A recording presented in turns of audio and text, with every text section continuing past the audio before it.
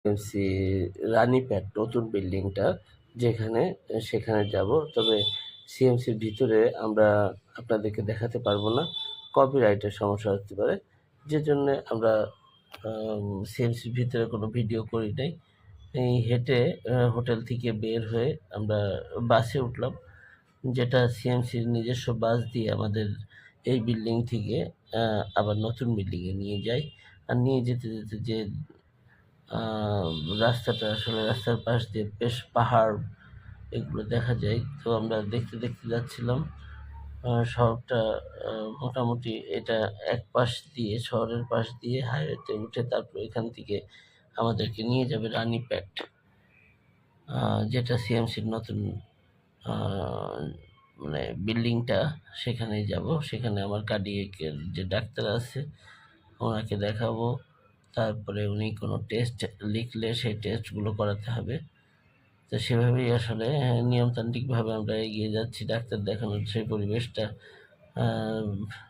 ওইভাবেই চলছে। এই হলো সেই সিএমসি রানীপেট।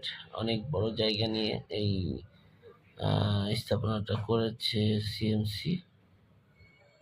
তো সেখানে আমরা এসে পড়লাম। অবশ্যই ভিতরটা আমরা দেখাবো না, কারণ ভিতরে শুনেছি ভিডিও করলে সেটা কপিরাইট হতে পারে। আর সেক্ষেত্রে আমরা ভিডিওটা ভিতরে গিয়ে না করারই চেষ্টা করতেছি, আপনাদেরকে বাইরের থেকেই দেখানোর চেষ্টা করছি। তো আমরা ভিতর থেকে এখন এই যে খ্রিস্টান মেডিকেল কলেজ হসপিটাল রানীপেট, হ্যাঁ, ভিতরে গিয়ে বেশ ডাক্তার দেখানো হলো এবং উনি টেস্ট লিখে দিলেন। সেই টেস্টের জন্য আমার জমা দিতে হলো ৮,৫১৫ টাকা, যেটা ইন্ডিয়ান রুপিতে। তো জমা দেওয়ার পরে আমরা টেস্ট কিছু করাতে পারলাম, আর কিছু কালকে করাতে হবে।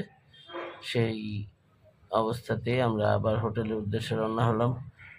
আর রওনা হওয়ার যে ব্যবস্থা সেটা হলো সিএমসি ভ্যালোরের যে মানে গাড়িগুলো আর কি, সেই গাড়িতে করেই আমরা আবার হোটেলের উদ্দেশ্যে চলে আসছি। এবং এখানে পুরানো বিল্ডিংয়ে এসে নামাবে, মানে পুরানো যে হাসপাতালটা ছিল সিএমসি সেখানে। আর এই বাস সার্ভিসটা পুরোই সিএমসি ফ্রি করে দিয়েছে রোগীদের জন্য, এবং রোগীর সাথে যারা থাকবে তারা ফ্রি আসা যাওয়া করতে পারবে। সকালে গিয়ে সারাদিন থাকলেও কোনো সমস্যা নেই, মাঝে আবার আসলেও কোনো সমস্যা নেই।